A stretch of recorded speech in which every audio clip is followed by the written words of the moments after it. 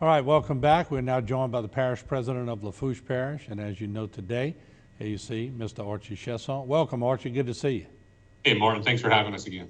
Today, we've been really trying to track down the snail's pace of the trailers. We took aerial shots, Civic Center. We know Lafourche and Terrebonne have trailers positioned there. We've talked to Aptum. We've talked to GOSEP. We've talked to FEMA. The rep just left. And I know you guys are on the ground trying to get these things moved. Are we making progress on that, or is it still a frustration? It's a little bit of both. We're making some progress. There's probably about 15 or so FEMA units on the ground. I think we have about 30 of the state units, the camper trailers on the ground. But it's still frustrating. And I will say, Martin, the FEMA administrator herself will be here tomorrow. Gordy and I are supposed to meet with her over at his office tomorrow afternoon. So I'm going to ask her some very pointed questions about why this has taken so long. And the biggest thing that aggravates me is in Raceland, we have a 300-person FEMA camp that has the complete wraparound services, right? There's room for 300 people. They're individual units with a queen-size bed, their private bathroom, cable TV. There's a dining hall that feeds them 3 times a day. There's a washateria where they can drop their clothes off and get it back to them folded in about 3 hours. They were able to set that thing up in a week. It's been 60 days, and we still have people living in cars and tents and in houses that are full of moldy. And it's just still unacceptable to me, and it completely aggravates the hell out of me that we still have to have our residents going through that when we set up a Hilton for the FEMA workers in less than a week. So, they need to get a better game plan about how they do this. And look, I've said it before, and I'll say it again. I appreciate the governor stepping up and using the non-congregate sheltering option to get these trailers over to us, because then it became a foot race of who was going to get here first. Was it going to be FEMA? Was it going to be the state?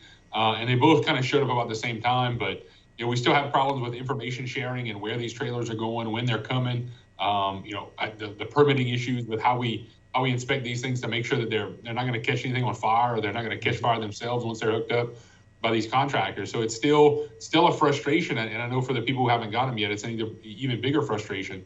But luckily, we're seeing some progress. We shot aerial shots by drone of the FEMA camp at the Civic Center, and we made a point to show that they have fantastic air conditioning in the tent.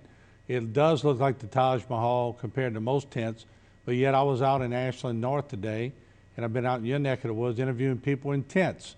And it's very frustrating because they have no AC in the tents on the ground, but yet FEMA has water wherever they turn, they have air conditioning, they have everything. And I'm not saying they don't deserve it, but everybody deserves it. No doubt, Martin. And I will tell you, part of the schedule for the FEMA administrator tomorrow is she's going to be going to Grand Isle, and then tomorrow night she's supposed to have dinner at the FEMA complex in Raceland. But she's not sleeping there tomorrow night. She's going back to a hotel in New Orleans to spend the night.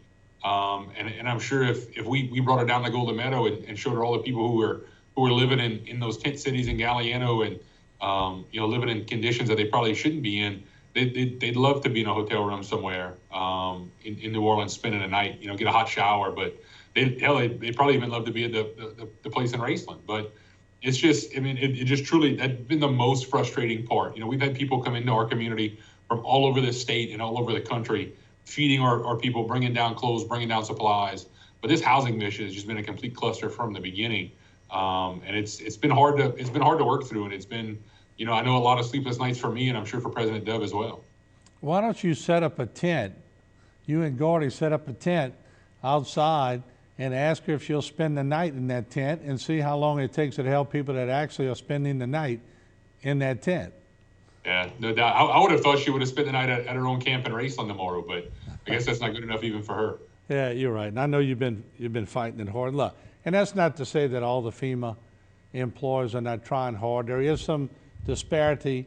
I talked to John Mitchell today with Aptum, and he said, Martin, we're having trouble reaching people, but my response to the FEMA person on the desk, Gerard Hammick, was, why don't you identify the phone call as FEMA so that people aren't seeing spam risk and not answering the call? That's right. And look, Martin, there's nothing personal against even the FEMA administrator in this, right? There's a lot of red tape, but at least in her role, she's got the way to cut through that. And it just hasn't happened. And I will give FEMA an A+ in the beginning for the initial disaster response, getting people walking door to door, registering for individual assistance, the great people we have here working at the DRC here in our office in Matthews and down in Golden Meadow have been great. You know, we've had nothing but good things from people about the way they've been serviced. Some of the time constraints have been a little long as people have to wait in the very beginning, but other than that, I give those guys an A+. It's just been this housing mission that's been so frustrating. You know, the information sharing point where they can't tell me as the parish president, you know, who's on the list, who's not on the list. All I get is a number. You know, like, I'm not asking for their social security number. I just need their address. You don't have to give me their name. I just want to know where it's going so we can work through some of this stuff a little bit quicker, make sure that they have the energy power, make sure that the tent pole's been set. If we can do an inspection a day quicker, that's a day quicker we can get into these things. It's the minutia that's been hard to work through. Yeah, and I agree with you. We have about 30 seconds left, but I agree with you. On the ground, they've done pretty good. They got some funds out, but the living trailers that we need so bad are slow, snail's pace. So that's one thing we have to work on, because there will be another disaster. Learn from your mistakes, get better.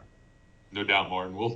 I know we're going to do it on our end. Let's hope they do it on theirs. You're right. All right. Thank you, Archie. We appreciate it. We'll be in touch once again.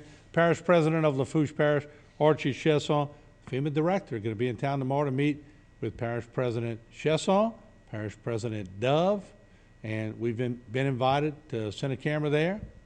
Let's see what happens. All right. Hopefully, I know it won't be a dog and pony show on the president's part, but let's hope the FEMA Director is ready to answer some good questions and get this ball rolling.